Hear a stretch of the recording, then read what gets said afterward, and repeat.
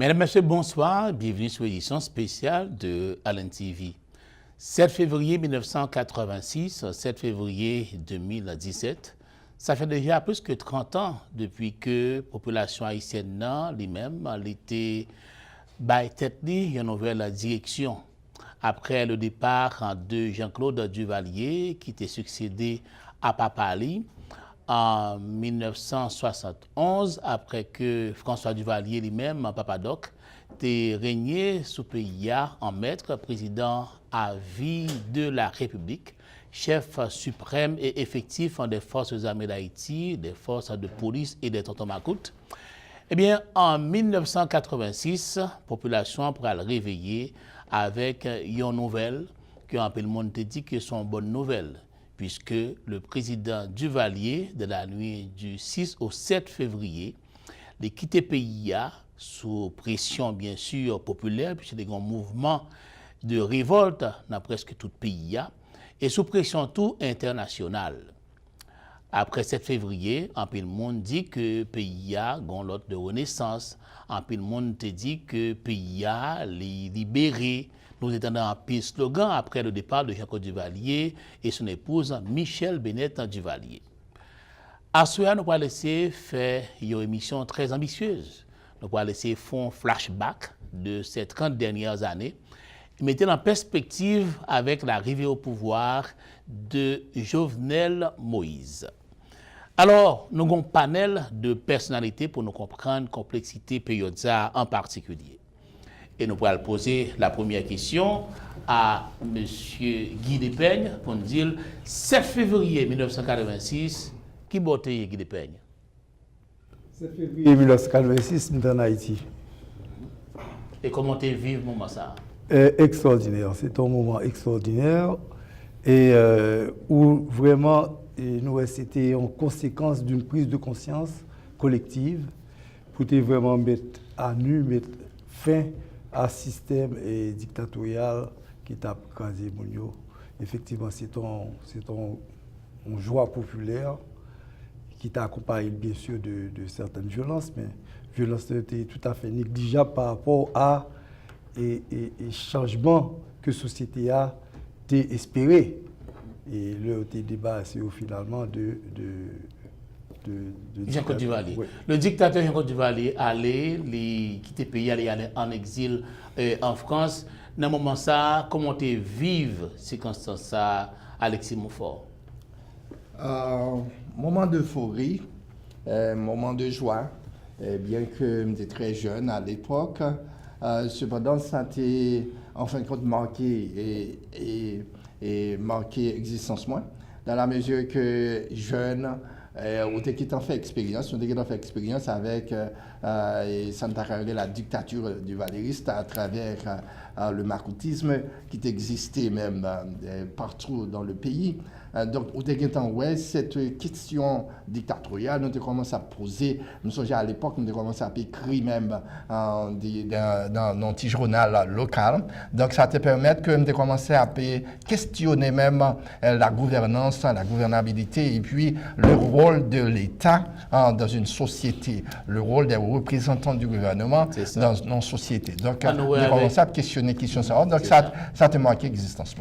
Monsieur Franz Robert-Mondé, ancien député 45e, 44e et 48e législature, un moment important dans la période d'histoire pays d'Haïti, le départ de Duvalier, comment tu vivre? Bon, on vient de parler, on a toujours tendance à dire qu'il y a eu une révolte populaire qui a renversé Jean-Claude Duvalier. Moi, je dis non. Il est arrivé avec l'arrivée de Jimmy Carter au pouvoir qui prône la démocratie, l'alternance des pouvoirs, eh bien, nous avons décidé pour changer les choses en Haïti. Mais il n'y a jamais été l'armée que vous-même fait, que vous passez le monde, il n'y a pas jamais cherché la meilleure autre formation. Et tout coup d'État qui fait ça, il ne pas reconnaître qu'il vient mal pour le pays. Donc, il y a décidé à travers ces cellules, les cellules de l'USAID, les cellules de la CIA, du département d'État, il a décidé de voir Jean-Claude Duvalier financer l'opposition. Jean-Claude est parti. Mais ce n'est pas tout de faire partir un homme. il fallait définir ce que devrait être le pays après le départ de Jean-Claude. Ce qui n'a jamais été fait. Et pour le comble, j'ai entendu des universitaires au lendemain du départ de Jean-Claude crier « Jean-Claude Duvalier tombé, pas gain, crété encore, pas gain refait composition. » Comment on oublie l'expression ça? C'était tellement rigolo, pas gain sida, pas gain ceci, pas gain cela. Comme si le duvalierisme était la source de tous les maux de ce pays. C'est ça. Donc, il y a plein de monde qui pensait que c'était Kéma qui cassé, oui. Mais le système duvalieriste, l'autoritarisme, et qui te permet que en pile monde régner sous l'État en maître, d'ailleurs même qualificatif, président Duvalier, c'était chef suprême et effectif des forces armées d'Haïti et des forces paramilitaires, entre guillemets, de Tonton-Macoute. En peu de monde pensait que le départ de Duvalier, tout va être résolu. Mais nous allons entrer dans une période d'euphorie. Mon diaspora, en Haïti, dans 4 coins pays, il y a dans la rue, ils ont fêté le départ de Duvalier, ils ont attaqué à des milices.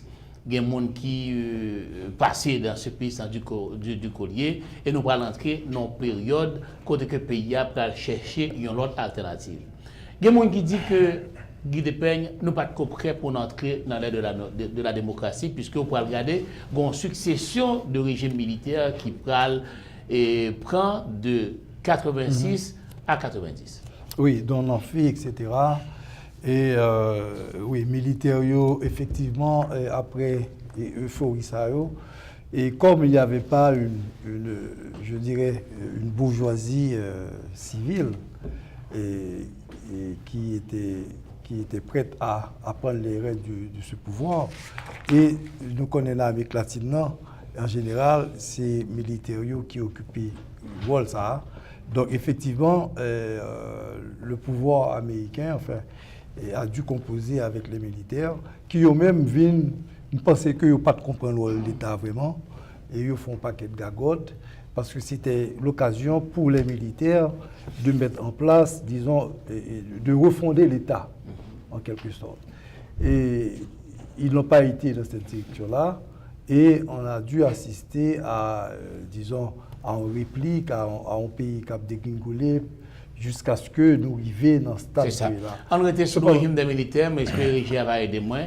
Le pouvoir général Lanfi, qui était dans la tête du Conseil national de gouvernement, qui était composé essentiellement des militaires, c'était Maître Gérard Goug seulement, qui était pratiquement civil à la dernière, après le départ de Duvalier. Maintenant, l'arrivée de général Lanfi, un peu de monde dit que Chouchoua pourra permettre que yo pour aider le pays à entrer dans notre ère et Alexis. Bon, et en fin de compte, si on a même retourné après 86, qui s'est passé après 86, c'est une opportunité ratée pour que l'élite intellectuelle ait fondé les bases, refonder même les bases de la société haïtienne, refonder les pouvoirs publics, refonder les institutions politiques, et puis repartir sur de nouvelles bases solides en termes de développement économique, en termes de développement social, en termes et en fait comme bien-être, en termes de mettre en valeur les ressources du pays. Donc ça n'a pas été fait. Maintenant, qu'est-ce qui s'est passé? C'est que parce que pas de gain en préparation, parce que gens que le mouvement était fait pour que le président du parti était fait dans une façon côté pas de gagner, il y a une préparation qui était faite pour définir une vision de gouvernement, une vision d'État-nation pour Haïti. Et c'est après ça que les militaires viennent pour pouvoir au même tout qui était en fait en connivence avec le gouvernement de Duvalier, le régime de Duvalier, et qui n'a pas aucun intérêt pour changer le système qui existait parce que même tout était fait partie des problèmes. C'est ça. Vous avez l'impression, député Mondé, pour gagner une sorte d'utilisation de l'institution militaire là et de façon abusive par rapport à cette ouverture. On regarde avec Régia. Général Lanfi monté. Après, il y a une première élection pour le fait, nous songez massacre Riel Vaillant. Première élection pour le fait après le départ de Duvalier. Élection noyée dans le sang. Riel Vaillant, mon charcuté, il a tiré mon yo. Général Lanfi pour retourner encore puis devant pour dire comme ça, mais avec nous pour diriger le pays ça on est dire. Là, l'organisation de l'élection pour le président Maniga et là encore la basculer après 7 mois. Patrick, vous me permettez de vous dire que la démocratie, c'est une conquête, c'est un long processus et une conquête de chaque jour. La France a pris 300 ans pour finaliser, pour finir, pour profiler sa démocratie. Nous-mêmes, parce que le gouvernement est tombé, Amérique qui dit la démocratie, nous acceptons. Moi, je pense que cette longue période de transition a été l'occasion pour les Américains de mettre la main sur, de s'accaparer de la souveraineté nationale. Car depuis 1986, ce sont les Américains qui décident pour nous, ils financent notre budget, ils ont fait élection nous, ils ont détruit la production nous, ils ont détruit l'armée nous, c'est pas Aristide qui a détruit l'armée, ils ont détruit l'armée nous, ils ont imposé un genre de vie qui ne s'accommode pas des réalités du pays. C'est ça. Nous allons entrer dans le régime militaire, nous allons passer de Nanfi à Maniga. Ici, François Maniga qui était élu dans l'élection et 10 janvier 1988. Après 7 mois de ce que le muté Jean-Claude Paul, l'armée a renversé, le général Nanfi va retourner. Nous allons Prosper Avril qui va remplacer le général Henri Nanfi. Après ça, Avril va renverser à partir du soulèvement populaire. On nous garde n'importe étudiant dans une université sérieuse. De 86 à 90, nous passons 4 présidents provisoires. Et c'est jusqu'à Erta Pascal Trouillot, la première femme qui est présidente dans le pays, nous parlons des élections en 1990. Des élections qui pourraient, aujourd'hui, à montrer comment l'international va entrer dans les affaires politiques. Je ne vais pas oublier dans le palais national, vice-président Denkwel n'a parlé avec Erta et militaire, il dit pas de coup. Et c'est que élection faite ou élection bien faite. On parle de présence OEA, on parle de présence Nations Unies, qui peut faire qu'on a jeudi à là, on regarde les résultats qu'on a jeudi à là, c'est depuis là.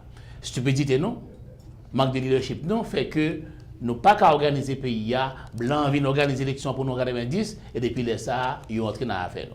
On petit coup de yeux sous l'administration de Pascal Trouillot qui était banni élection, qui prend la première élection qui est organisée dans le pays, qui a mené à Aristide de pouvoir en 91.